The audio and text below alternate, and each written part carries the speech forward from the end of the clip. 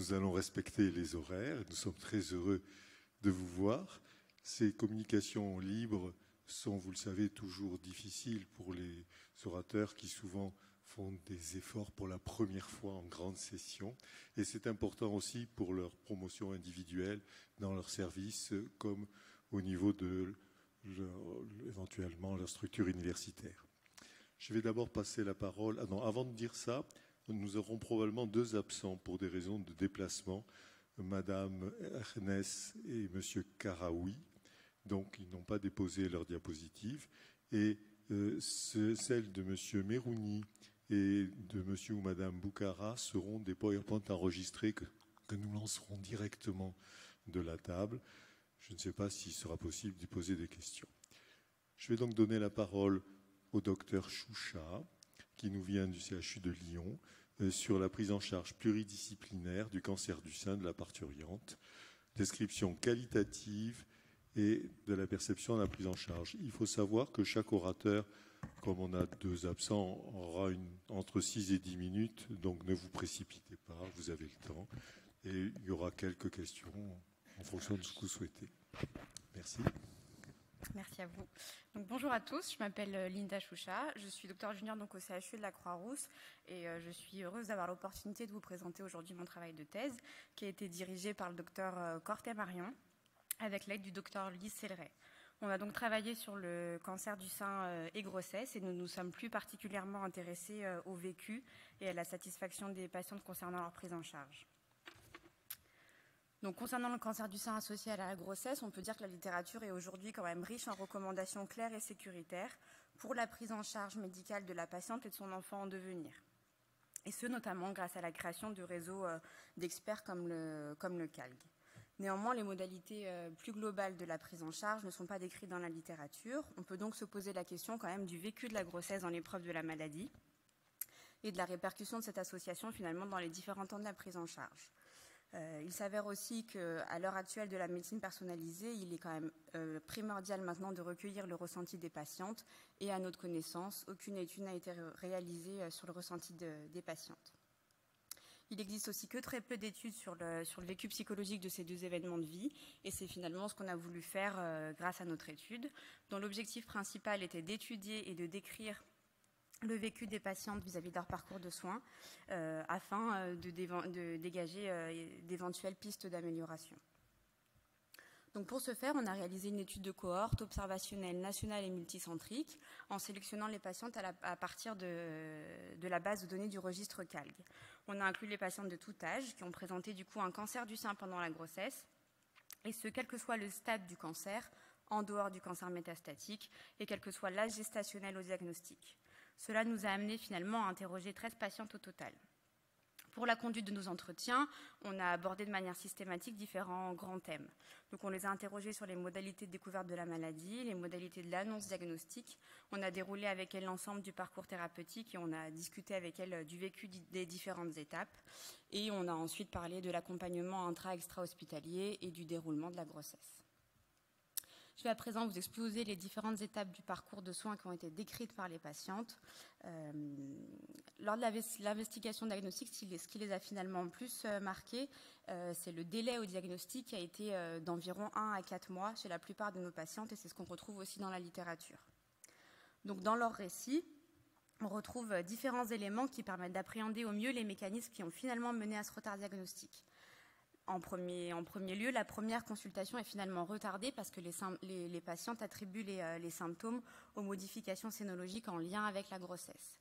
Puis finalement, même lorsqu'elles consultent, les médecins ils se veulent aussi rassurants, et ce sur plusieurs arguments. Dans un premier temps, pareil, ils attribuent les symptômes aux modifications scénologiques en lien avec la grossesse. C'est parfois aussi le caractère douloureux de certaines lésions qui a pu être rassurant, et surtout aussi le jeune âge des patientes. On se rend compte finalement aussi que le couple patient-médecin a pu former une unité en fait qui a finalement nié un petit peu l'éventualité de ce cancer. Les patientes, elles semblent négativer un petit peu certains symptômes, ce qui pousse le médecin à accepter cette négativation un peu protectrice. Et ça a pour conséquence finalement la limitation des investigations.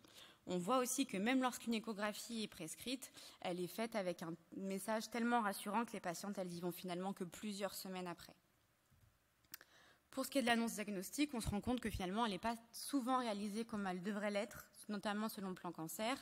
Les patientes, elles ont souvent reçu leur diagnostic au téléphone, ou alors elles ont été convoquées par un médecin qu'elles ne connaissaient absolument pas, c'est-à-dire par un chirurgien ou par un oncologue qu'elles n'avaient jamais rencontré.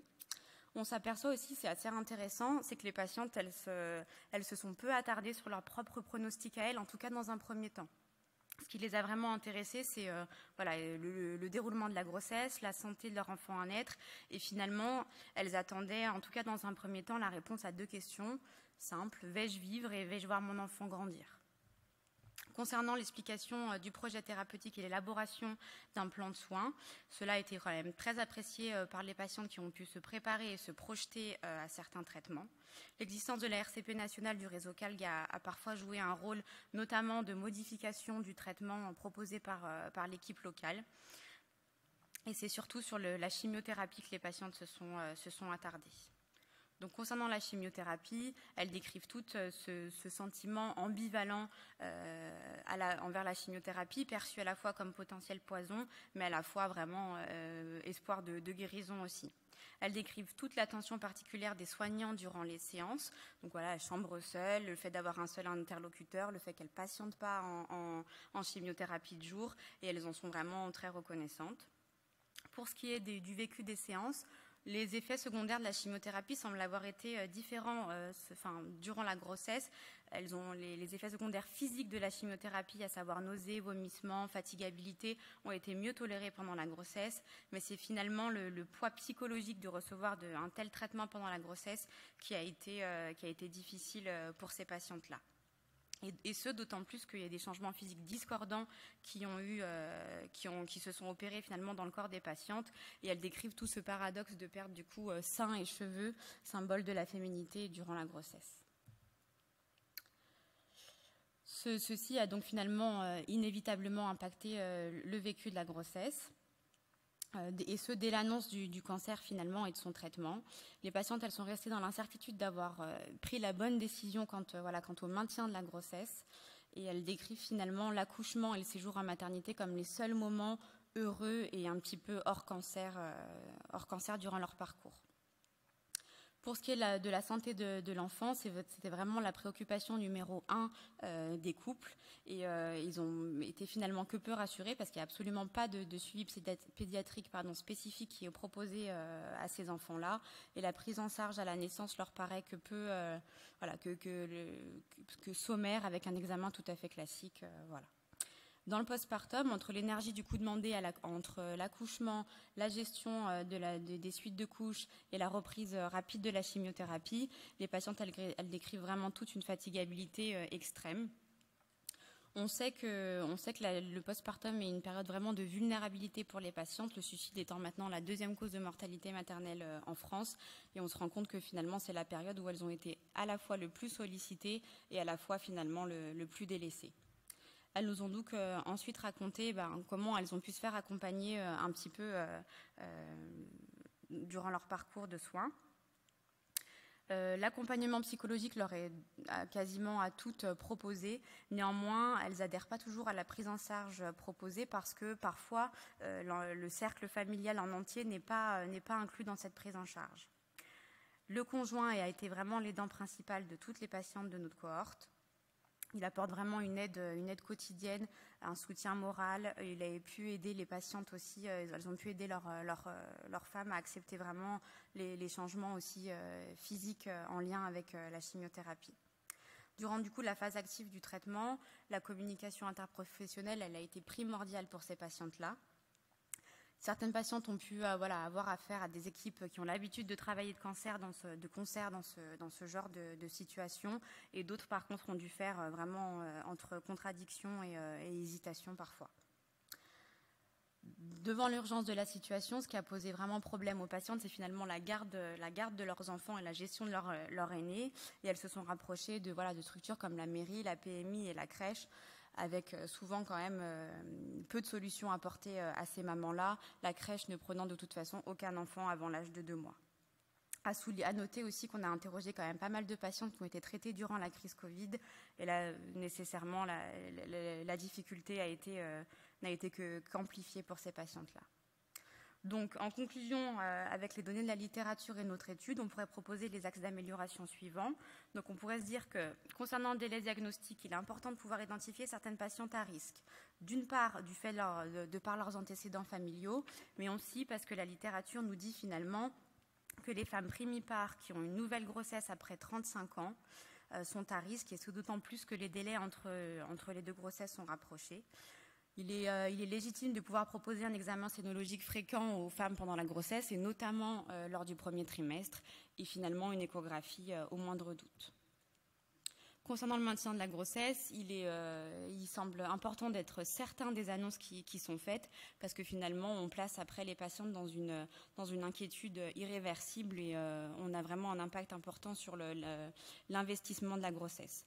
On doit être en mesure de pouvoir apporter des preuves scientifiques de ce que l'on peut dire sur l'innocuité de la chimiothérapie pendant la grossesse. Et c'est ce pourquoi il faut qu'on puisse se référer tout le temps au CALG, qui doit promouvoir son existence et peut-être pouvoir proposer la mise en lien de certaines patientes, en tout cas de celles qui le souhaitent. Il nous a semblé aussi important de pouvoir proposer une consultation pluriprofessionnelle, peut-être après la consultation d'annonce, pour pouvoir exposer à la patiente un plan de soins qui aurait été finalement peut-être réfléchi en amont et sur lequel vraiment toute l'équipe se serait mise d'accord. Et cela nous semble important aussi parce que finalement les patientes décrivent beaucoup l'obstétricien comme un peu protecteur de la patiente, défenseur de la grossesse, versus l'oncologue et le chirurgien qui sont eux vraiment les combattants du cancer. Donc il faut qu'elles puissent voir vraiment qu'on a une unité qu'on est tous impliqués dans les différents aspects de la prise en charge. Quant au médecin traitant, lui, d'ordinaire, il est quand même censé être le chef d'orchestre du parcours de soins. Et là, les patientes, elles l'ont parfois pas vu du tout ou parfois que très peu. Donc finalement, peut-être qu'on devrait, peut-être retrouver une place un petit peu centrale dans le parcours de soins pour pouvoir au moins faciliter la communication en structure intra- et extra-hospitalière. Pour ce qui est du postpartum, on sait que c'est vraiment la période où elles ont été les patientes les plus vulnérables. On pourrait peut-être les aider un petit peu plus à obtenir des gardes d'enfants, à pouvoir obtenir des aides ménagères, à pouvoir pendant un temps mettre en place des choses simples comme le portage de repas. Quant au suivi pédiatrique, qui reste vraiment la préoccupation majeure en fait des couples, il faudrait peut-être proposer une consultation pédiatrique pendant la grossesse, même pour peut-être expliquer que finalement la prise en charge pédiatrique spécifique n'a pas lieu d'être, mais qu'elle l'entende peut-être au moins une fois. Pouvoir proposer aussi, parce que la littérature est en mal d'articles concernant le suivi au long cours de ces enfants qui ont bénéficié d'une chimiothérapie in utero, pour pouvoir les suivre en fait un petit peu au long cours. Et je vous remercie de votre attention. Merci beaucoup pour cette très intéressante communication et qui s'attache à éclaircir le vécu des patientes. On a la même chose pour les carcinomes canalaires in situ, on en parlait ce matin, et c'est très important effectivement de promouvoir ces réflexions. Est-ce qu'il y a quelques questions dans la salle? Alors, j'en aurais au moins une. Est-ce que le rapport des femmes à leur enfant est le même, si c'est une fille ou un garçon? Oui. Exactement pareil. Elles ne s'inquiètent pas plus pour les seins de leur fille dans l'avenir que sur des garçons. Non. Bon. Très bien. Et comment est-ce que vous voyez sur un plan pratique la possibilité d'intégrer le médecin traitant dans ces consultations que vous appelez de vos voeux? Parce que déjà, pour un cancer standard, ils sont extrêmement difficiles à joindre. Alors, en particulier, pour un cancer dans un contexte obstétrical qui va leur faire peur, et sur lequel ils n'ont pas une formation spécifique, vous y avez réfléchi? On s'est dit peut-être que, alors je pense que c'est compliqué à l'organiser, mais peut-être qu'il pourrait être invité au moins sur la première consultation pluriprofessionnelle à participer à cette consultation-là au moins une fois, ou en visio, ou voilà, qu'il puisse un petit peu comprendre quel est le plan de soins pour la patiente et ne pas uniquement être là pour les démarches administratives. Et vous pensez que les courriers qu'ils reçoivent, qui sont en général assez détaillés, ne suffisent pas? Si, en réalité, si, mais c'est vrai que les patientes, après, elles les ont vraiment pas vues pour la plupart. Et finalement, c'est lui qui reprend après la suite quand finalement elles sont considérées en rémission. Nous, on les voit un peu moins. Et puis c'est finalement le médecin traitant qui reprend la suite sans pour autant avoir participé de près ou de loin au projet thérapeutique. J'avais une question à propos du suivi pédiatrique. Donc ces enfants n'ont pas de suivi pédiatrique dédié. Il n'y a pas de spécialiste en France, en région, enfin non. Alors, à ma connaissance, non. Certaines patientes ont pu quand même bénéficier d'une consultation pédiatrique pendant la grossesse, de mémoire 2 sur les 13, où finalement, il leur est dit que la chimiothérapie est maintenant inoffensive pour ces enfants-là et qu'il n'y a pas de nécessité de suivi pédiatrique au long cours et que c'est des enfants qui iront totalement bien. Donc, c'est vrai que, voilà, sur ce qui est ressorti sur les 13 patientes, c'est qu'elles n'ont pas vu de pédiatre. Vous avez peu évoqué le rôle des sages-femmes. C'est vrai, oui. Le rôle des sages-femmes, je le décris plus dans ma thèse finalement, où elles sont là surtout dans le postpartum, en maternité, où elles accompagnent vraiment les patientes pour les étapes clés, où là les patientes elles commencent à perdre leurs cheveux, pour l'allaitement, pour la gestion de la suite de couches. Mais finalement, c'est vraiment à la maternité qu'elles ont un rôle le plus central, parce que sinon c'est pareil, ces patientes-là, elles ne sont pas vues par les sages-femmes pendant la grossesse et elles les rencontrent en salle d'accouchement et en suite de couche. Toujours pour rester sur les sages-femmes, est-ce que vous ne pensez pas qu'elles pourraient avoir un rôle justement au niveau du diagnostic éventuel, quand les patientes signalent qu'elles ont des problèmes au niveau mammaire et que souvent on leur dit c'est rien? Donc peut-être qu'une sensibilisation des sages-femmes au fait que le cancer du sein existe chez les femmes jeunes et qu'il présente un certain nombre de signes, ça pourrait avoir un intérêt. Je pense, oui, totalement, bien sûr. Quant à, c'est vrai ce que vous avez dit, hein, on perd les enfants. Généralement, on n'a pas beaucoup de données au-delà des 2-3 premières années en pédiatrie. On en a un petit peu plus en hématologie. Hein. On a des données pour les enfants qui ont été traités, les mères qui ont été traitées pour des leucémies. Donc là, il y a un petit peu plus de données, mais c'est vrai qu'on a peu de données sur qu'est-ce qui deviennent après 10 ans, par exemple. Hein, très peu. Toutes les données qu'on a sont rassurantes, hein, mais sur le long terme, on n'a pas de données. Pour ceux qui ne connaîtraient pas le dernier intervenant, c'est le docteur Marc Espier qui est responsable du Cénopole à l'hôpital Saint-Louis à Paris. Y a-t-il d'autres questions dans la salle? Eh bien, écoutez, madame, on vous remercie beaucoup pour cette intéressante communication qui a été très discutée. Merci beaucoup. Donc nous allons passer à la deuxième communication qui concerne les délais d'accès au traitement initial des cancers du sein à l'unité de cénologie du CHU Aristide Le Dantec de Dakar par le docteur Yeye. Gueye, je vous prie.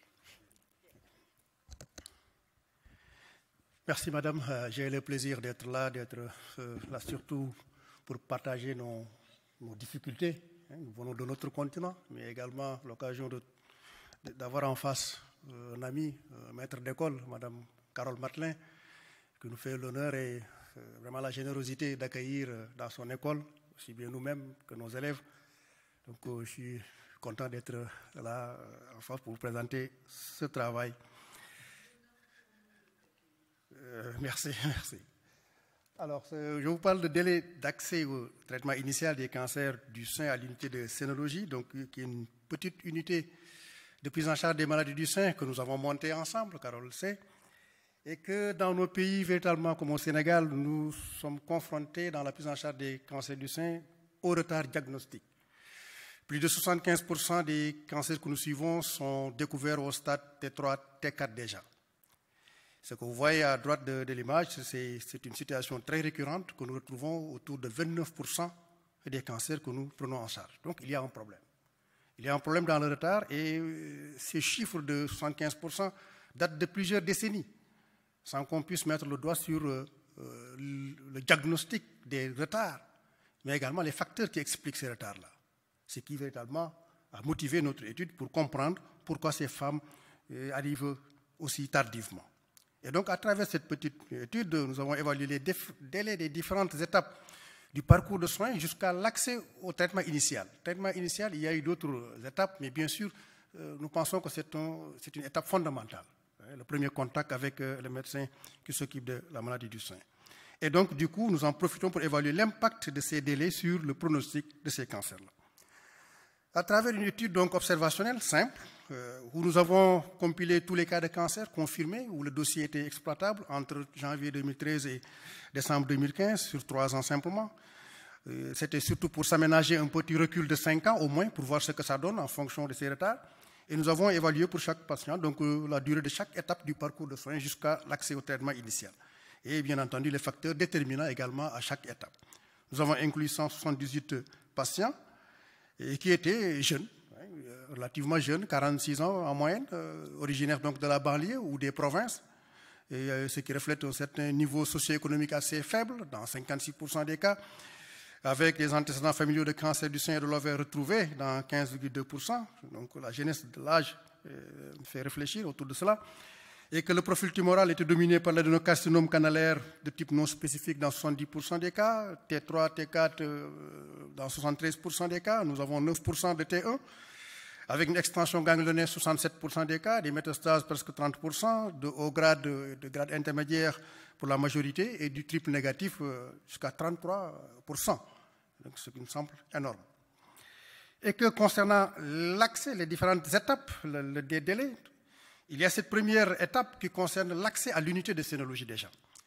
Et que dans cette étape, nous avons trouvé qu'en moyenne, le délai pour décider de consulter est de 10,9 mois, avec des extrêmes parfois même incompréhensibles. Et comme si on voit sur la courbe, donc l'essentiel donc, de ces patients ont consulté largement au-delà de 6 mois. Et dans cet accès, il y a également l'obtention de rendez-vous.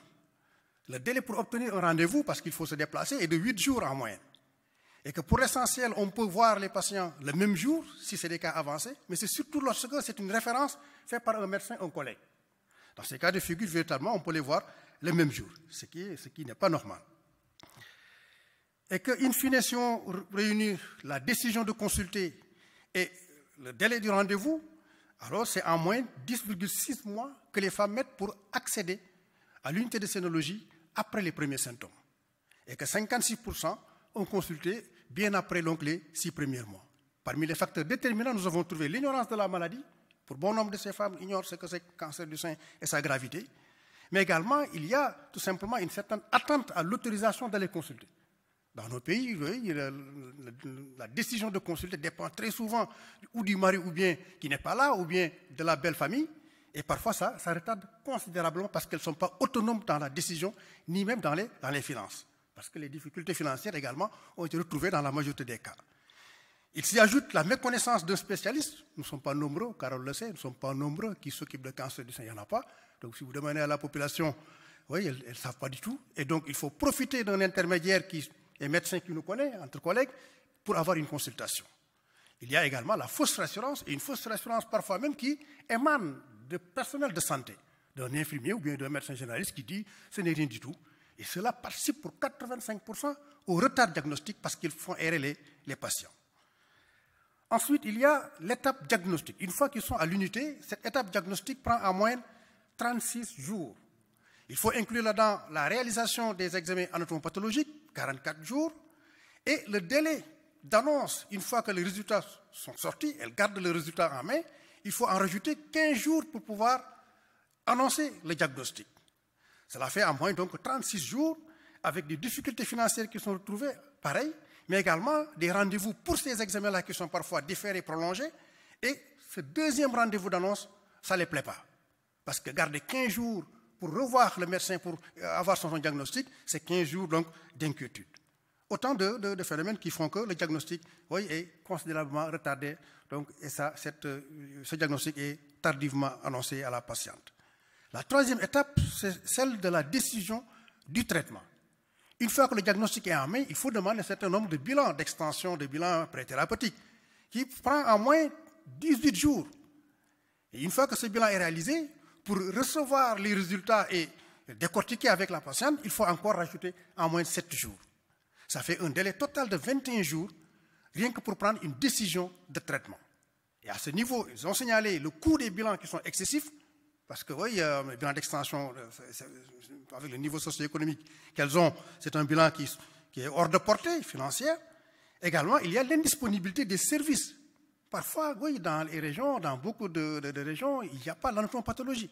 Les rendez-vous sont parfois éloignés et non coordonnés, pas de façon uniciste. Il faut sortir d'un hôpital, aller à un autre hôpital pour avoir le bilan au complet. Et il faut y rajouter la durée de correction de certaines anomalies, comme de l'anémie ou bien une souffrance rénale, avant d'entamer le traitement.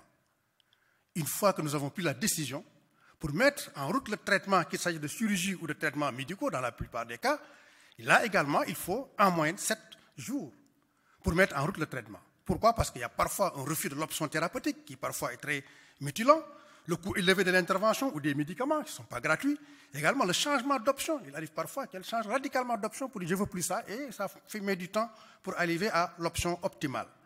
Il y a également les programmations qui sont parfois retardées du fait de problèmes de quincaillerie au niveau du bloc opératoire, autant de choses qui font qu'on peut décider et différer l'intervention. Grosso modo, si on voit tout cela, nous avons essayé de matérialiser cela sous forme volumétrique. Le goulot d'étranglement se passe au niveau communautaire, donc avant l'accès à l'hôpital, où en moyenne, il faut faire 10,9 mois pour accéder tout simplement à l'unité. Et une fois qu'on est à l'unité, il se rajoute ce délai, qui est le délai donc d'examen diagnostique anatomopathologique, qui est également non négligeable. Et l'autre goulot d'étranglement qui est non moins important, c'est également au niveau donc, du délai de réalisation des bilans pré-thérapeutiques et du bilan d'extension. Là également, ça retarde considérablement. Ce qui fait qu'in fine, depuis les premiers symptômes, pour accéder au traitement initial, en moyenne, elles font 13,2 mois. C'est excessif. C'est excessif et cela, d'un point de vue résultat pronostic, cela nous fait 45% de récidive et le plus souvent sous forme métastatique, avec une survie moyenne qui ne dépasse guère 42 mois, à 1 an 75%, et à 5 ans, cela ne dépasse guère 35% de survie. Et si nous avons corrélé le délai de décision de consulter, parce que c'est l'élément le plus fondamental, au stade tumoral, on s'est rendu compte que même si les tests ne sont pas significatifs, que plus le délai était long, au-delà de 1 mois, il y avait donc une extension donc, tumorale qui est plus importante. C'était pareil également pour l'extension ganglionnaire. Plus le délai était long, plus l'extension ganglionnaire était retrouvée chez les patients. Pareil également pour les métastases. Et un résultat que nous avons trouvé qui était extrêmement important par cette corrélation, nous avons trouvé qu'à partir où le diagnostic est retenu, le délai donc, pour d'être traité, si ce délai dépassait 6 mois, il y avait 2 fois plus de chances donc, de décéder tout simplement. Donc il y a 2 fois plus de chances donc, de survie à 5 ans si le traitement depuis le diagnostic a été institué dans les 6 premiers mois, ce qui était rarement le cas. Les commentaires que nous pouvons en tirer, c'est que le retard d'accès aux soins est un mal africain, pour ne pas dire un mal des pays d'Afrique au sud du Sahara. En comparant avec les résultats que nous avons en France et au Maghreb, on se rend compte que oui, nous sommes en moyenne, pour accéder à un service, en moyenne à 10 mois, c'est largement excessif. Et cela pose la problématique du retard, mais du retard communautaire. Ce retard communautaire pose le problème de l'autonomisation de la femme, autonomisation financière, mais également autonomisation décisionnelle. L'accessibilité géographique des services qui n'existe que dans les capitales, mais également la sensibilisation communautaire qui manque effroyablement. Nous pensons qu'il faudrait que les médecins puissent sortir des blocs opératoires et participer à l'effort simplement de sensibilisation et de dépistage. Il y a le retard intra-hospitalier qui pose véritablement la problématique de l'organisation de nos services, mais également de l'organisation surtout des rendez-vous. L'impact délétère de ces retards thérapeutiques sur la survie est bien connu. Nous l'avons également constaté dans notre étude, même si, oui, après le diagnostic, il faut 44 jours pour traiter, c'est un retard de trop. En conclusion, Monsieur le Président, si vous permettez, donc ce parcours de soins que je viens de décrire est un parcours de soins évidemment pénible et ponctué de beaucoup de retards à tous les niveaux. Mais le retard le plus préoccupant, qui est le plus important, c'est le retard au niveau communautaire. Et à ce niveau, nous pensons qu'il faudrait participer à l'effort de sensibilisation pour lever les obstacles. Comment rendre autonomes les femmes à la prise de décision. Véritablement, nous avons investigué donc à ce niveau-là.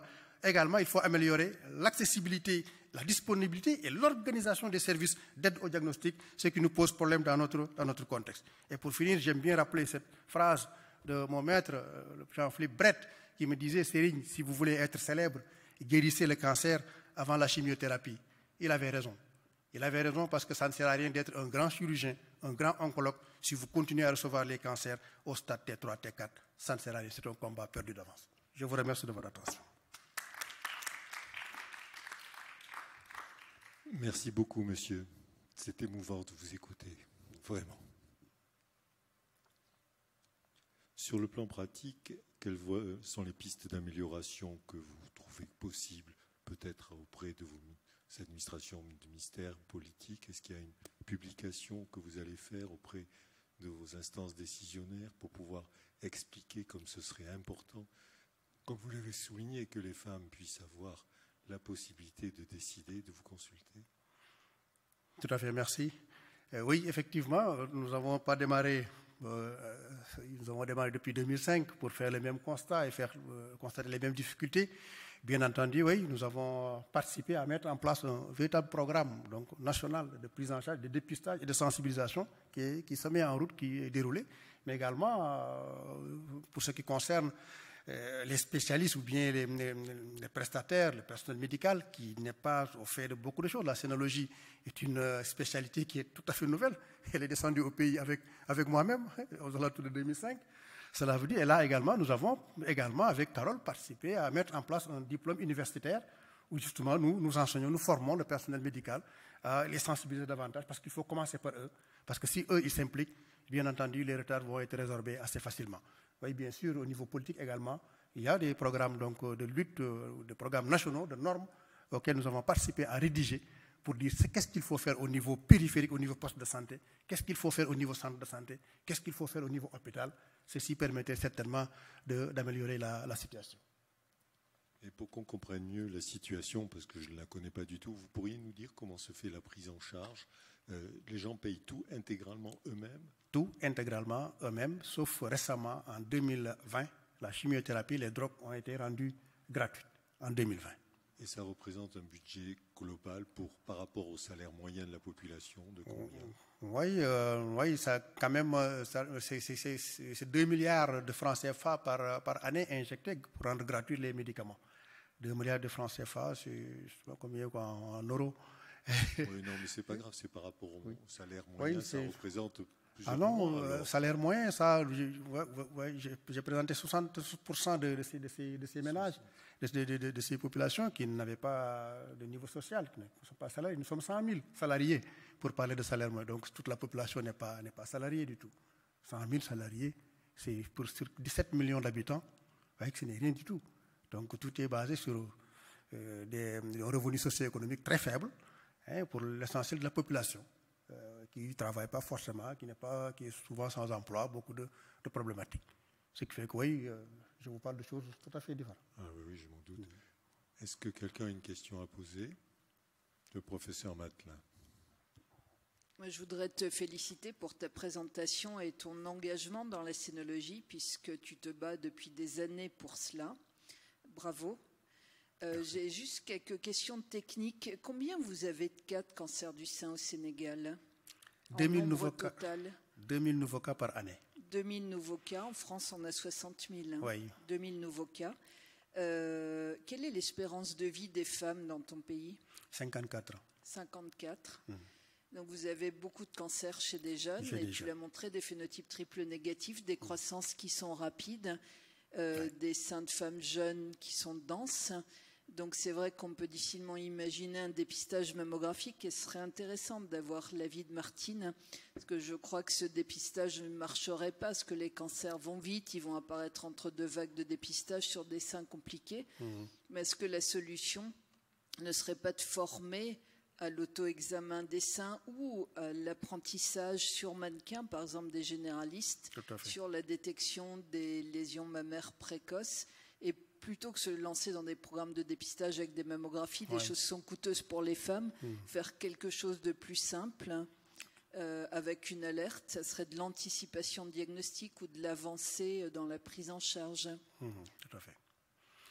Oui, je suis tout à fait d'accord. Vous connaissez la situation. Vous connaissez la situation. Nous l'avons vécu souvent avec vous. J'étais souvent en déplacement chez vous, et vous également pareil au Sénégal, pour comprendre la situation. Bien sûr qu'effectivement, s'il faut s'investir dans un programme de dépistage avec mammographie, rien que pour la sensibilisation, l'accès financier, si ce n'est pas 0 francs, c'est voué à l'échec. Bien sûr, donc, il faudrait procéder à la formation du personnel médical. C'est ce que nous avons commencé avec ce diplôme universitaire, mais avec des formations perlées vers la périphérie, les cases de santé, les postes de santé, les centres de santé du personnel médical, pour leur dire, oui, à défaut d'avoir de la mammographie pour avoir des lésions infracliniques, mais au moins palpez-nous et trouvez-nous la boule à 2 cm, 1 cm, c'est encore mieux. C'est-à-dire qu'il faudrait acheter des mannequins de formation. Il en existe, par exemple, des mannequins en France où on cache, par exemple, ce type de cancer du sein, de difficultés croissantes. Et je trouve que ça aide bien la formation et c'est pas très coûteux et c'est assez ludique comme formation. Donc ça pourrait être des choses intéressantes pour le pays. On en a 2 ou 3 comme ça dans le cadre du DU. C'est dans le cadre du DU, seulement au niveau de la... Ce serait intéressant peut-être d'avoir l'avis de Madame Boisserie-Lacroix sur un peu ce qu'on peut faire en termes de dépistage dans cette population jeune avec des tumeurs de croissance rapide. Oui, effectivement, j'ai été frappée par le nombre de phénotypes triple négatifs, dans un tiers des cas. Et sont souvent, comme tu le dis, des tumeurs d'évolution rapide et d'intervalle. Donc ça pourrait être effectivement un examen clinique et puis une échographie qui est peut-être plus simple et pas très coûteux. Enfin, moins coûteux qu'une mammographie, moins compliqué. Oui, tout à fait. Je ne connais pas du tout la situation au Sénégal, mais est-ce que, parce que je connais quelques autres pays en Afrique où un des soucis, c'est par exemple le fait que la sanction est obligatoirement chirurgicale et la mastectomie, puisque souvent il n'y a pas d'appareil de radiothérapie et pas de possibilité d'accéder à la radiothérapie. Et donc certains collègues m'ont dit, les femmes ne viennent pas parce qu'elles savent que si elles vont voir le chirurgien, on va leur retirer leur sein. Est-ce que c'est une des problématiques qui existent aussi au Sénégal? Oui, tout à fait. Même si justement on avait la possibilité de faire un traitement conservateur, quand elles arrivent à T3, T4, c'est la mastectomie. Nous faisons 90% de mastectomie, 10% de traitement conservateur. C'est les 9% du T1. Est-ce que quelqu'un a une autre question à poser? J'aimerais savoir si vous avez exploré des pistes pour améliorer la sensibilisation de ce que vous appelez communautaire, parce que je perçois mal ce que ça veut dire exactement, à l'importance simplement de l'autopalpation dont est en train de parler le professeur Matelin. Oui, nous avons dans le cadre nous sommes en collaboration, l'université et la Ligue sénégalaise de lutte contre le cancer, qui c'est une association donc de bénévoles, de gens qui sont très actifs, qui s'approchent de la population et qui font de façon perlée de temps en temps, de façon rapprochée aussi, du dépistage au sein de la population, associé à de l'enseignement de l'auto-examen du sein, sensibilisation. Oui, nous avons des associations qui travaillent sur ça, que nous accompagnons, parce que parfois la parole du prestataire aussi vaut beaucoup. Donc nous les accompagnons sur le terrain, et j'avoue que moi de plus en plus, je suis plus dans ces actions que d'être dans des actions où il faut de la biologie moléculaire, etc. Oui, des escalades. Oui, je suis plus dans des actions communautaires pour accompagner, parce que ça ne sert à rien que je reste dans mon bloc à attendre les T3, T4. Vous êtes dans l'urgence. Eh bien, monsieur, merci infiniment de ce que nous cette communication. Merci.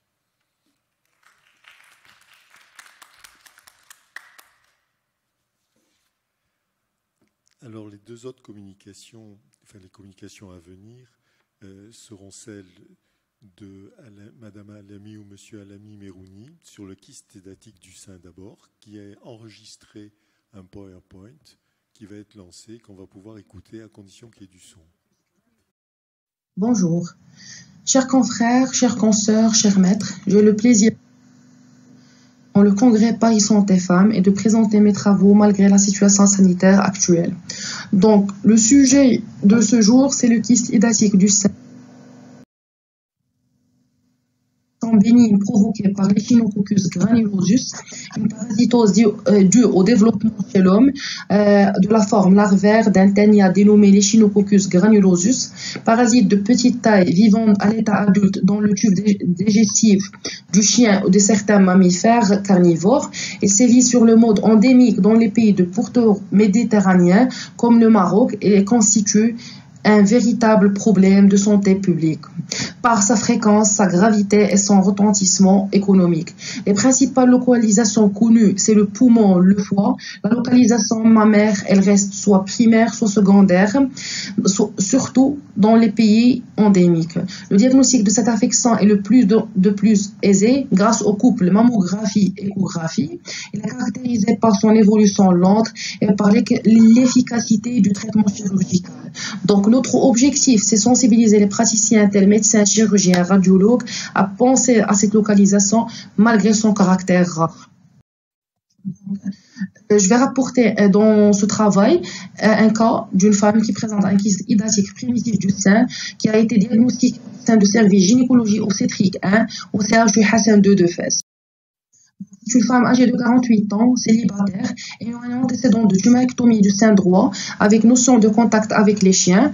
Par ailleurs, pas d'antécédents familiaux. Elle a consulté pour prise en charge d'un nodule de sein droit découvert à l'autopalpation depuis 3 mois. L'examen clinique, à l'inspection, une asymétrie entre les deux seins. Le sein droit était plus volumineux que le sein gauche. Le mamelon, l'aréole, la peau étaient d'aspect normaux. À la palpation des seins en position assise et couchée,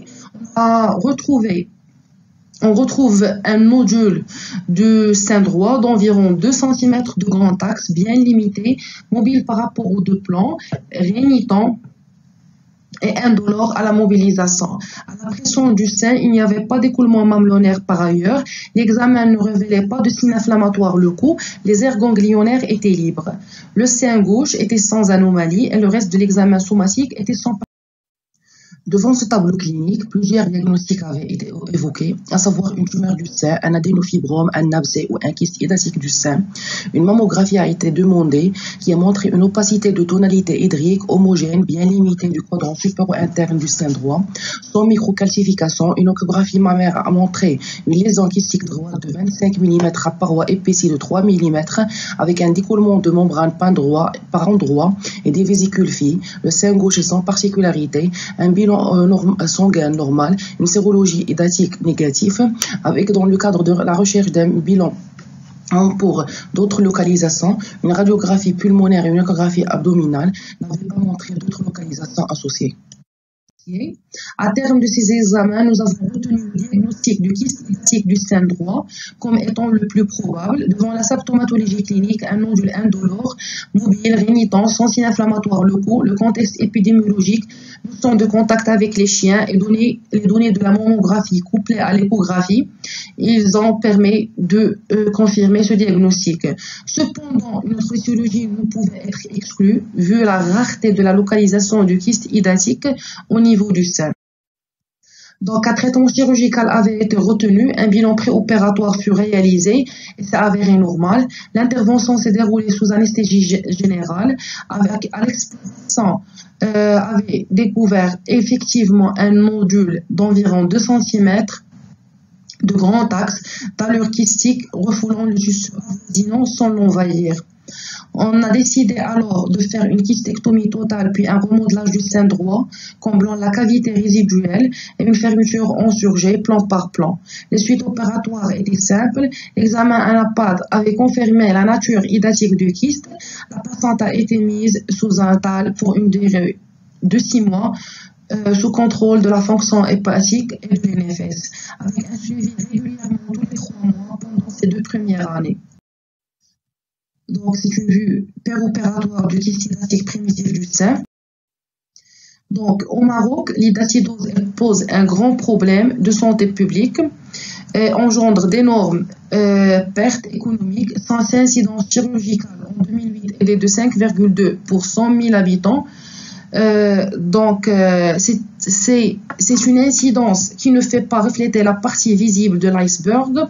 En effet, un certain nombre non négligeable de cas échappent au diagnostic clinique vu la grande latence de la maladie et la non-spécificité des signes cliniques. L'hydratidose est présente sur toute la superficie du Maroc avec une répartition inégale d'une région à l'autre. 3 régions, Knes et Filet, Chaouia Ourdera et Kalabda, enregistrent les incidences chirurgicales les plus élevées du royaume. On remarque une nette prédominance du sexe féminin prédominance, elle serait due du fait que dans le contexte socioculturel marocain, les femmes sont exposées en raison de leur activité de ménage de tous les jours. On remarque une nette prédominance de sexe féminin à cause de cela. Donc, le kyste hydathique du sein touche essentiellement les femmes âgées entre 30 et 50 ans. Notre patiente était âgée de 48 ans. Aucun cas de kyste hydathique de sein chez un homme n'a été rapporté. C'est dû probablement au fait que la glande mammaire chez l'homme est moins active et moins vascularisée que chez la femme. Donc, la maladie hydathique, elle touche essentiellement le foie à 70%, le poumon à 20% et les autres localisations représentent 10 à 20% des cas. Donc, l'hydatidose mammaire est souvent de découverte fortuite lors d'un examen clinique, et ceci du fait de la latence clinique prolongée qui va de 2 mois à 20 ans. Dans notre cas, elle était de 3 mois. Dans notre cas, si la patiente présente un nodule de sein droit bien limité, indolore, mobile par rapport aux deux plans, rénitant, sans signes inflammatoires locaux et sans adénopathie, sans autre localisation associée, le diagnostic de kyste hydathique du sein se fait sur la symptomatologie clinique et le contexte épidémiologique, notion de contact avec les chiens ou antécédents d'Echinococcus, aidé par la mammographie et l'échographie. Donc, l'IRM peut s'avérer nécessaire pour différencier les kystes des tumeurs malignes. La cytoponction à l'aiguille fine ramène un liquide en eau rouge, pathognomique de l'hydatidose mammaire. Si elle est faite, elle doit être toujours complétée par une exérèse chirurgicale emportant le trajet de la ponction. La sérologie hydathique est d'une grande valeur diagnostique. Le traitement curatif de l'hydatidose mammaire et les chirurgicales, elle consiste en une kystéctomie sans le de son effraction, il faut bien imbiber le champ opératoire du sérum hypertonique ou avec de l'eau oxygénée. L'évolution elle est favorable si l'exérèse est chirurgicale complète, tel le cas de notre observation. Donc, pour conclure, l'hydatidose mammaire, c'est une affection bénigne de bon pronostic, d'évolution qui est lente. Le début, elle est progressive, elle prenant l'aspect d'une tuméfaction du sein indolore, sans signe accompagnateur, augmente progressivement de volume et d'étiopathogénie obscure. Le diagnostic, elle doit être évoqué devant toute masse kystique du sein. Le couple échographie-mammographie, elle permet de poser le diagnostic. Le bilan d'extension hydathique doit être réalisé pour différencier entre une localisation primitive et secondaire. Nous insistons sur les mesures prophylactiques qui restent le seul garant pour éradiquer cette pathologie. Merci.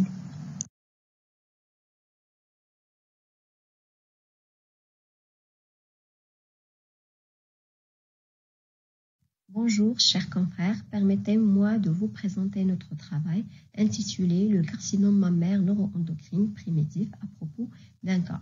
Et ceci a été étudié dans notre service de gynécologie obstétrique 2 au niveau du CHU Hassan II de Fès au Maroc. Pour cela, on va suivre le plan suivant. On va commencer par une petite introduction, exposer notre observation, la discuter avant de conclure. Les carcinomes neuroendocrines, ils touchent essentiellement l'appareil respiratoire et le tractus gastro-intestinal. La localisation mammaire est plus rare, elle est de 0,3 à 5% selon les séries. Le premier cas a été décrit en 1977 par Kubula et Woodruff. Il est défini par l'expression des marqueurs neuroendocrines, dont les plus utilisés sont la chromogranine A et la synaptophysine, à plus de 50%. 3 types histologiques principaux ont été décrits, le carcinome mammaire neuroendocrine bien différencié, le carcinome neuroendocrine peu différencié à petites cellules et le carcinome mammaire invasif avec différenciation neuroendocrine. Pour notre observation, nous rapportons le cas d'une patiente âgée de 67 ans, multipare, ménopausée, diabétique sous traitement, admise chez nous pour prise en charge d'un nodule du sein droit découverte à l'autopalpation, chez qui l'examen clinique trouve un nodule du sein droit classé cliniquement CT2N0MX. Radiologiquement, sur l'échomammographie, il correspond à une masse tissulaire de la jonction du quadrant inférieur mesurant 8 mm, près du sillon sous-mammaire, classé ACR4C. Absence d'anomalie suspecte au niveau du sein contralatéral, absence d'adénopathie suspecte. Donc, l'étude anatomopathologique et immunohistochimique de la microbiopsie du sein est revenue en faveur d'un processus carcinomateux peu différencié dans la morphologie et en faveur d'un carcinome mammaire neuroendocrinien. Donc, on a complété le bilan d'extension par une TDM-TAP qui n'a pas révélé de localisation secondaire. Et par la suite, notre patiente a bénéficié d'un pâté droit.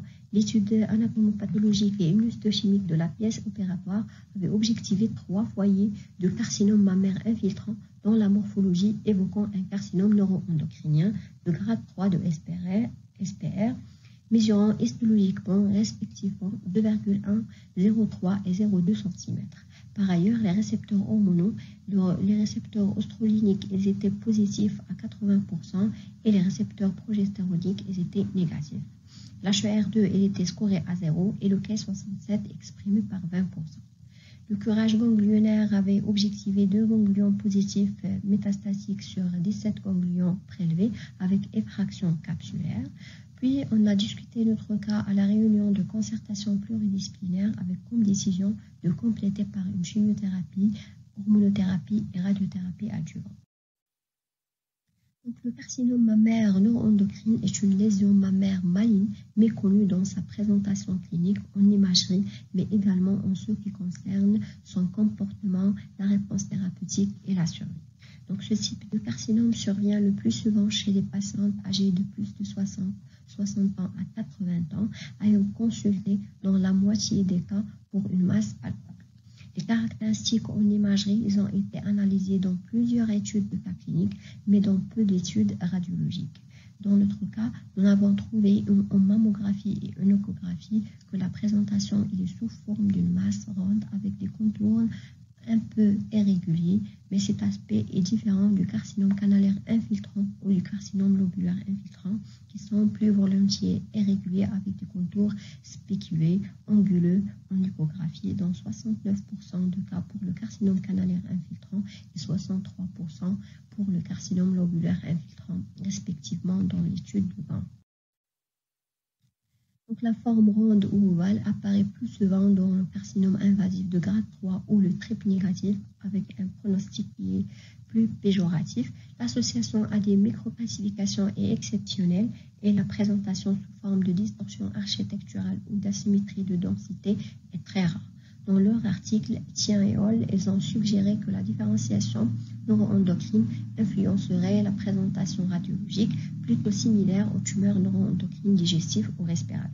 Chez notre patiente, la lésion était unique, ronde à contour irrégulier sur l'écho-mammographie. Par ailleurs, notre patiente n'a pas bénéficié d'une IRM mammaire.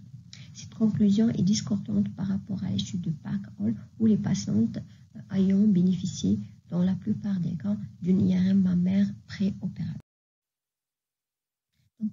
L'analyse anatomopathologique retrouve dans notre cas 3 foyers de carcinome mammaire infiltrant dont la morphologie évoquant un carcinome neuroendocrinien de grade 3 de SPR avec des récepteurs hormonaux oestrogéniques qui sont fortement positifs à 80%. Par ailleurs, les récepteurs progestéroniques étaient négatifs. L'HER était scoré à 0 et le K67 est scoré à 20%. Des résultats similaires ont été retrouvés dans d'autres séries. Le grade tumoral est bas ou intermédiaire, ce qui suggère une agressivité plus faible de cette tumorale. Dans notre cas, le grade était à 3. Le diagnostic peut être manqué car la recherche des marqueurs neuroendocrines n'est pas systématique. En général, elle est faite si certains aspects morphologiques orientent vers une étiologie neuroendocrinienne. Parfois, la différenciation entre une tumeur mammaire neuroendocrine primitive ou une métastase mammaire d'un carcinome neuroendocrinien s'avère difficile. Donc, Apalakan et Hall, ils ont retrouvé dans leur méta-analyse que dans 36% des cas publiés dans la littérature, les tumeurs mammaires neuroendocrines, elles étaient des métastases. Elles ont recommandé, du fait des différences de traitement entre les lésions primitives et secondaires, la recherche systématique d'une tumeur primitive neuroendocrinienne, même en l'absence d'antécédents. Donc, le comportement du tumeur mammaire neuroendocrinien est peu connu. Les données de la littérature sont discordantes. Les premières études n'ont pas retrouvé de différence significative en ce qui concerne la survie. Une meilleure survie après un carcinome canalaire infiltrant a été retrouvée dans l'étude de Rovera et Hall.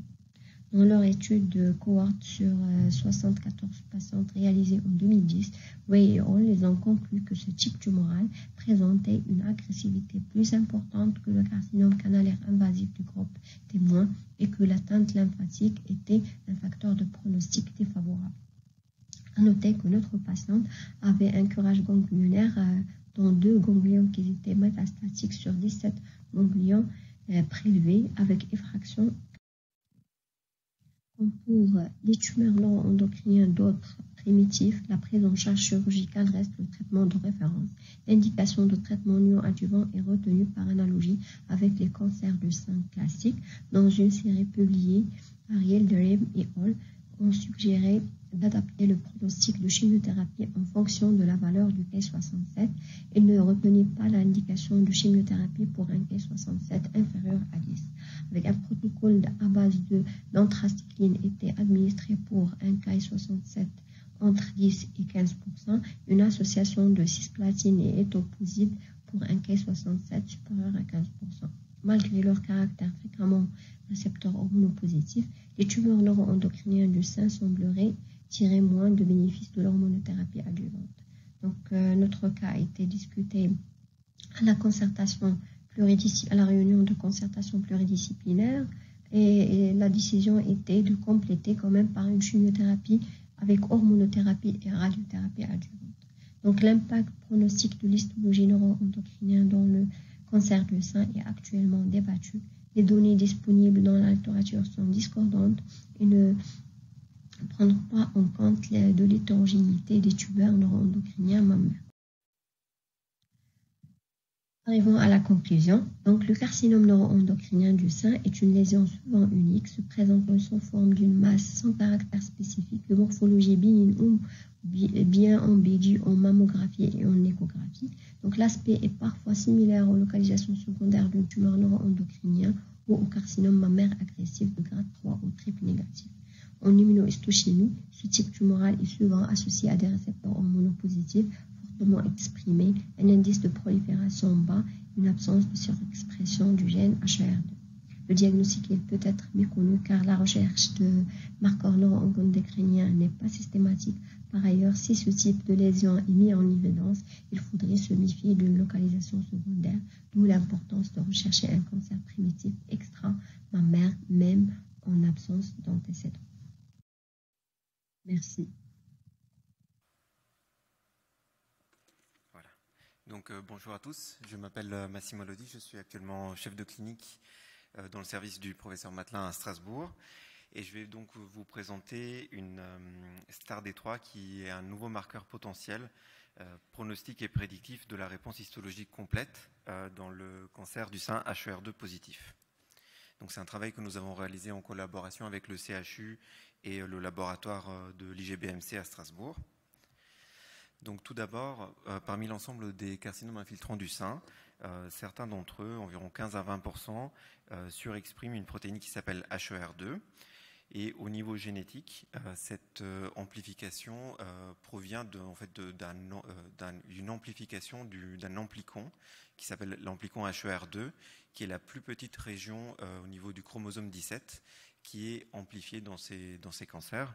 Et en fait, cette région contient donc le gène HER2, qui va induire donc une surexpression de la protéine homonyme, qui se situe au niveau de la membrane plasmique des cellules cancéreuses et qui va induire donc un avantage au niveau des voies de la cancérogénèse, de la prolifération et de la survie cellulaire. Dans cet amplicon, il existe également d'autres gènes qui sont co-amplifiés et co-exprimés avec HER2, notamment un qui s'appelle STAR-D3. Donc STAR-D3 correspond au Star Related Lipid Transfer Domain 3. C'est un gène qui est quasiment dans tous les cas co-amplifié et co-exprimé avec HER2. Il code pour une protéine homonyme appelée STAR-D3. Et cette protéine contient 2 domaines, un domaine START et un domaine mental, ainsi qu'un motif FFAT qui vont lui permettre de remplir ses fonctions. C'est une protéine qui a un rôle physiologique dans toutes les cellules et qui se situe au niveau de la membrane des endosomes tardifs, au niveau des sites de contact membranaire avec des autres organites intracellulaires. Et sa fonction est donc la régulation du transport du cholestérol, avec donc un flux qui va vers les endosomes, donc à partir de la membrane plasmique, donc une internalisation du cholestérol intracellulaire. Donc en cancérologie, cette protéine est importante parce qu'on a pu démontrer que les cellules qui amplifient HER2 sont dépendantes de cette protéine pour leur croissance et leur prolifération. Pourtant, le mécanisme moléculaire qui sous-tend ces observations n'est pas encore connu. Et l'hypothèse actuelle est que STAR-D3, par son action sur le transport du cholestérol, détermine donc la signalisation qui est en aval d'HER2 et donc qui aboutit à cet avantage cellulaire pour les cellules HER2 positives. Donc, du fait de ces observations, STAR-D3 pourrait être donc une cible potentielle tant pronostique, tant thérapeutique dans le cancer du sein HER2 positif.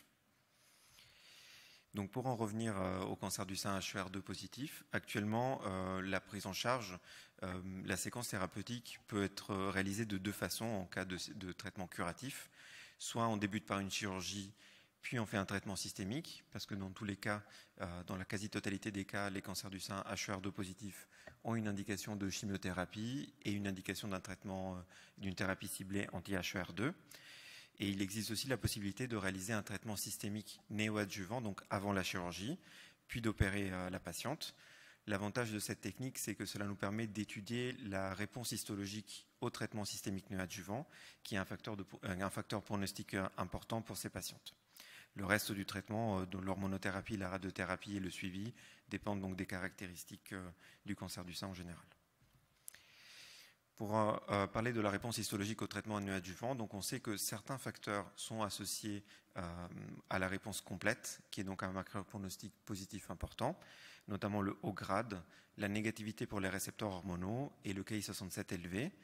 En revanche, la taille tumorale importante est associée à une réponse moins bonne, donc une réponse partielle ou absente. Mais la problématique actuelle est que peu d'études ont évalué donc ces facteurs et on ne dispose pas d'outils en pratique clinique pour prédire la réponse au traitement systémique néoadjuvant. À partir des observations biologiques sur STAR-D3, notre objectif était donc d'évaluer la valeur prédictive de la réponse histologique complète de STAR-D3 ainsi que sa valeur pronostique dans le cancer du sein HER2 positif. Pour cela, nous avons donc réalisé une étude entre 2007 et 2020 aux hôpitaux universitaires de Strasbourg qui incluait des patientes qui avaient un cancer du sein HER2 positif, qui avaient eu un traitement systémique néoadjuvant, qui étaient en situation non métastatique et pour lesquels on disposait donc d'un consentement et d'autre part la possibilité d'analyser donc les microbiopsies initiales ainsi que les pièces tumorales.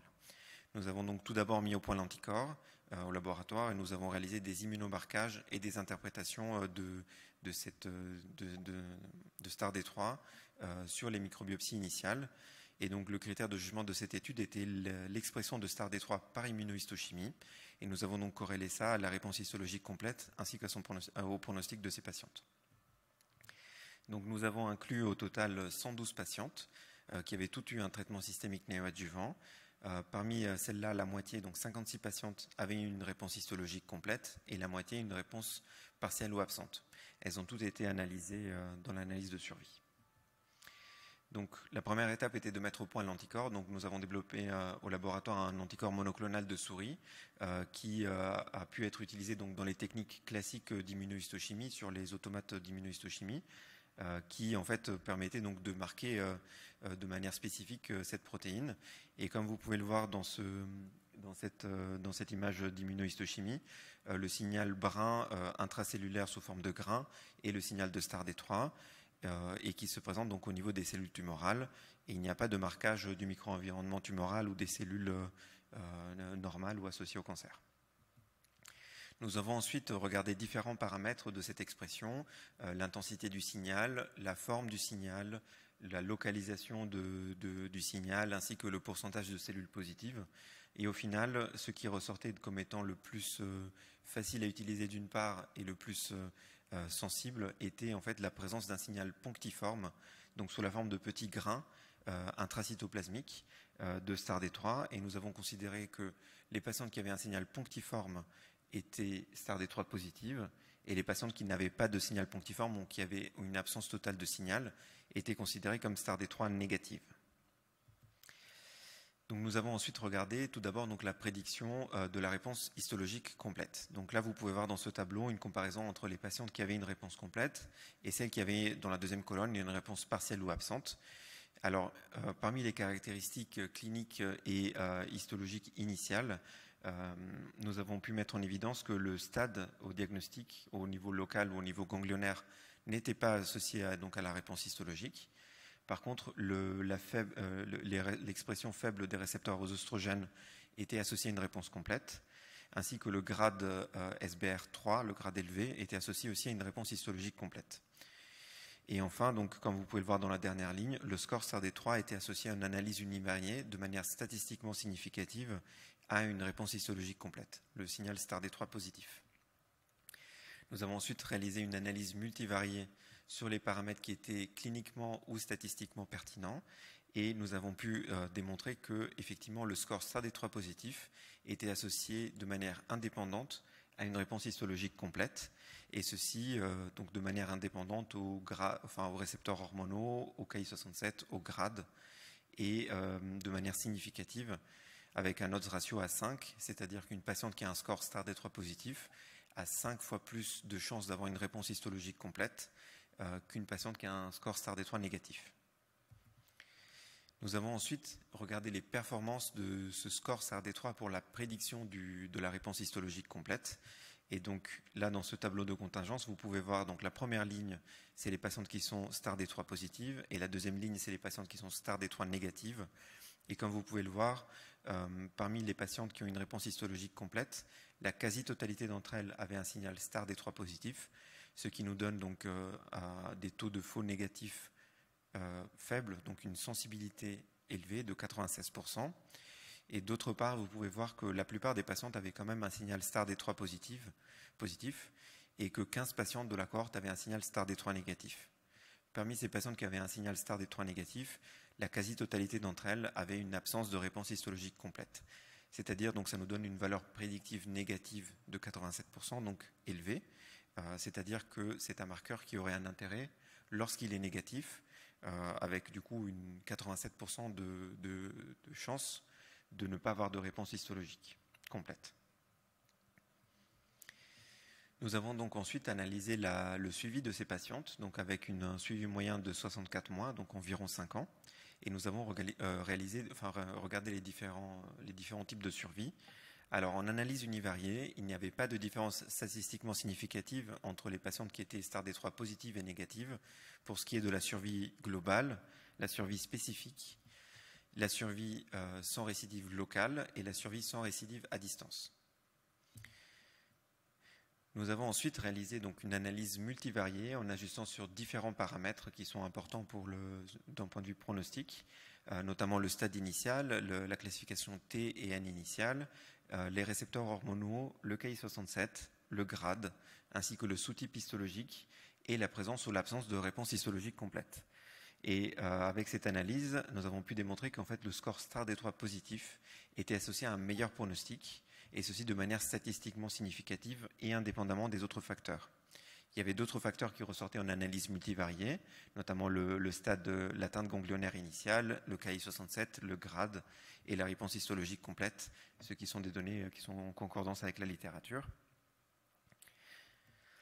Donc, à partir de ces résultats, ce qu'on peut en dégager, c'est que le score STAR-D3 a une valeur prédictive, avec une bonne sensibilité, une bonne valeur prédictive négative, donc une valeur surtout en cas de négativité de ce signal, mais également que c'est un marqueur qui est indépendant et il permet de prédire cette réponse au traitement systémique néoadjuvant de manière indépendante des autres marqueurs qui sont connus, notamment les récepteurs hormonaux, le grade nucléaire et le Ki67.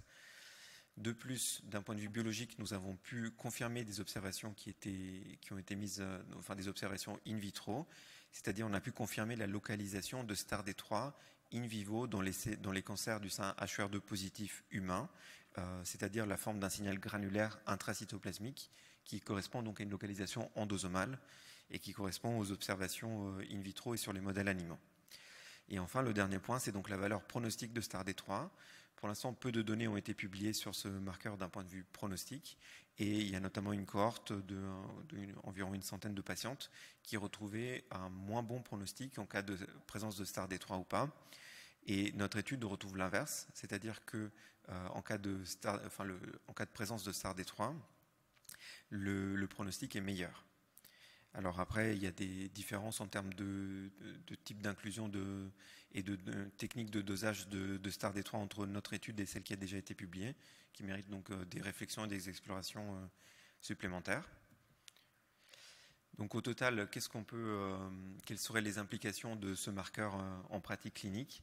Tout d'abord, il nous permettrait éventuellement déterminer et de choisir la séquence thérapeutique initiale, c'est-à-dire chez les patientes qui sont mauvaises répondeuses, de proposer éventuellement une chirurgie initiale à la place d'un traitement systémique néoadjuvant qui n'aurait pas d'efficacité en termes de réponse histologique, mais d'autre part, éventuellement de discuter d'un choix des molécules et d'un choix du protocole du traitement systémique néoadjuvant, afin de proposer des protocoles différents pour atteindre une réponse histologique complète chez ces patientes qui sont mauvaises répondeuses.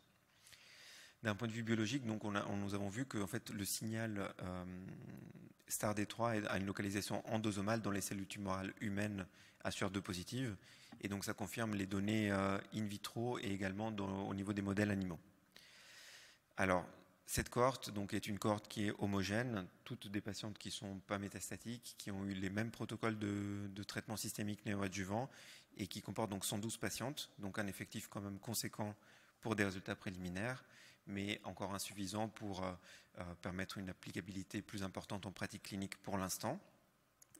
La définition du score STAR-D3, nous avons choisi donc une technique vraiment simple, donc un signal granulaire ou une absence ou un signal non granulaire, qui est donc quand même quelque chose de facilement réalisable en pathologie, en routine, et donc qui permettrait une meilleure applicabilité de ce test, d'autant plus que la technique de dosage est la même la technique de mesure est la même que celle d'immunohistochimie que d'HER2 ou des récepteurs hormonaux. Donc ça ne rajouterait pas une technicité supplémentaire d'un point de vue anatomopathologique.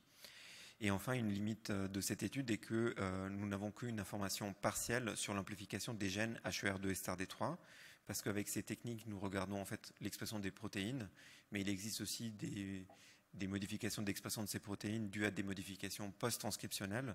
Donc en fait, pour l'instant, nous n'avons pas encore d'informations sur ces gènes, et ce qui serait quand même important à étudier, notamment par le biais d'une étude de cohorte prospective, qui est de toute façon nécessaire pour confirmer ces résultats préliminaires et d'analyser donc les différents points qui sont encore non résolus. Et enfin, donc STAR-D3 par son action et sa dépendance, la dépendance des cellules HER2 positives à STAR-D3 pour éventuellement constituer un jour une cible thérapeutique afin de permettre donc des meilleurs taux de réponse. Et le dernier point qui est important, c'est que l'étude de STAR-D3 révèle en fait des altérations métaboliques qui sont spécifiques du cancer du sein HER2+, au niveau du cholestérol. Et ces nouvelles voies en fait sont en plein essor. C'est des voies de la cancérogénèse qui ont été de modification des lipides et des métaboliques, qui ont été décrites récemment et qui constituent quand même des voies d'action à part entière dans la lutte contre le cancer.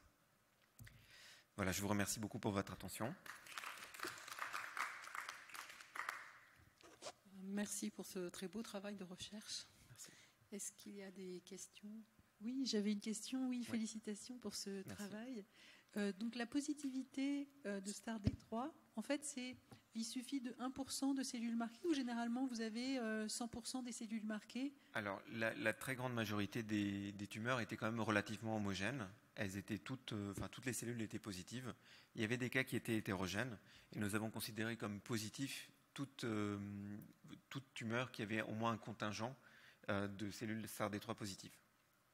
Après, quand on avait fait différents modèles pour choisir le meilleur score, effectivement, l'hétérogénéité tumorale était un facteur qui pouvait jouer, mais qui avait quand même un poids beaucoup moins important que la granularité, qui était celui qui ressortait dans tous les cas. Et en fait, nous avons fait même des modèles assez poussés de régression logistique pour choisir le meilleur score. Et au final, celui qui était le plus performant était quand même un score assez complexe à utiliser. et il était un tout petit peu plus performant que juste prendre la granularité. Donc pour des raisons pratiques, je pense que ça serait quand même la meilleure technique pour regarder les tumeurs positives ou négatives. Oui, c'est plus facile qu'HER2 en fait. Oui, vraiment, ouais. Oui. Oui. Oui, merci pour cette brillante communication. Effectivement, ça recoupe un peu ma préoccupation. Ça veut dire que ce score-là, soit il est positif ou négatif. Ouais. Il n'y a pas d'intermédiaire? Alors, on peut toujours faire des scores avec plusieurs niveaux de positivité. En fait, nous avons vu par exemple que les cancers qui avaient un signal granulaire mais qui étaient d'intensité moyenne répondaient encore mieux que ceux qui étaient d'intensité forte. Mais en fait, on pourrait faire toujours un score avec élevé, moyen, faible. Mais pour des raisons de simplicité, celui qui ressort quand même comme le plus efficace, c'est vraiment un score binaire, positif-négatif. Très bien, merci. Deuxième question. Est-ce qu'au stade où vous êtes, ce score-là seul, pris isolément, permet de dire quand c'est négatif, on sursoit au traitement anti-HR2? Non. Non, pas du tout. C'est vraiment des résultats préliminaires. Pour l'instant, ça n'a pas été évalué dans ce but-là. C'est vraiment juste d'étudier la valeur pronostique, prédictive. Juste là, les traitements néoadjuvants étaient homogènes. Toutes les patientes ont eu la même chimiothérapie et le même traitement anti-HER2. En fait, on a inclus que des patientes qui avaient eu un traitement classique hors essai clinique. Donc, elles n'avaient pas eu de pertuzumab. C'était que du trastuzumab.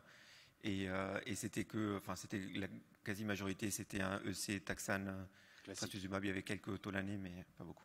Okay. La durée du traitement, durée standard, c'est 3 à 4 mois. Ouais. Est-ce que juste par curiosité, vous avez regardé STAR-D3 dans l'in situ, HER2 positif? Alors, on l'a regardé dans l'in situ. Il était également positif lorsque HER2 était positif. Et de manière intéressante, STAR-D3 était fortement positif dans les cellules dans la métaplasie cylindrique atypique et la métaplasie cylindrique plane. En fait, ça faisait vraiment des gros grumeaux assez visuels. Mais, Ça va intéresser beaucoup Marie-Pierre Chenard, donc, qui a participé à l'étude, Jean-Pierre Belloc. Parce que c'est vrai que c'est difficile, parfois on en parlait ce matin, le diagnostic de métaplasie cylindrique atypique. Oui, là pour le coup, elles étaient vraiment très positives. Et j'avais une question, à propos de l'in situ dont parlait le professeur Matlin. Désolée, Massimo, non, je voulais pas te mettre dans l'embarras. Mais pas du tout, au contraire. Et c'est vrai que le l'in situ, en fait, réagit très bien au traitement. Quand on observe, on analyse les pièces opératoires, HER2, des tumeurs HER2 positives, en fait, non seulement le contingent infiltrant, bien sûr, régresse, notamment les RH-, mais également le contingent in situ. On voit disparaître et on ne voit plus que les calcifications. Oui, tout à fait, Et donc donc vous l'avez vu, vous avez observé une forte positivité dans l'in situ. Oui, dans l'in situ, HER2 positif, oui. Il était aussi associé. Après, nous n'avons pas encore analysé la réponse de l'in situ à la chimiothérapie néoadjuvante. Ça, on n'a pas encore. Mais c'est vrai que ça serait intéressant de regarder. Donc cette nouvelle STAR, on va pouvoir l'utiliser. Pas tout de suite.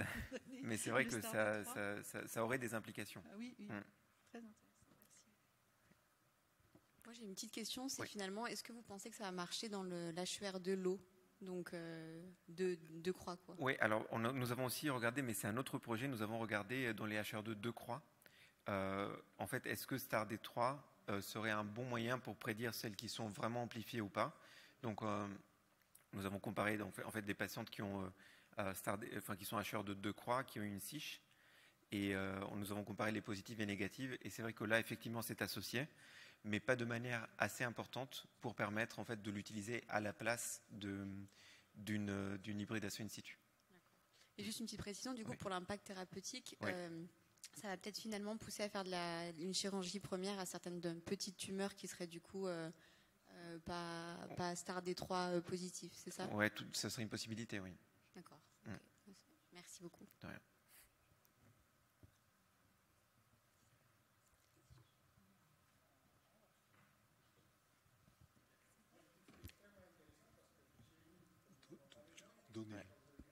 Attendez une seconde, on vous peut donner le micro, monsieur. C'est un petit commentaire par rapport à ce que je viens de dire. Le niveau socio-économique est très défavorable avec le coût du traitement. avoir un marqueur pareil permettrait certainement, oui, si c'est validé après, d'éviter un coût énormément excessif chez nous d'un traitement anti-HR2. Après, ce n'est pas un traitement ce n'est pas un marqueur qui pourrait permettre de dire il ne faut pas faire de chimio. Ouais, de changer l'ordre, oui, tout à fait. Ouais.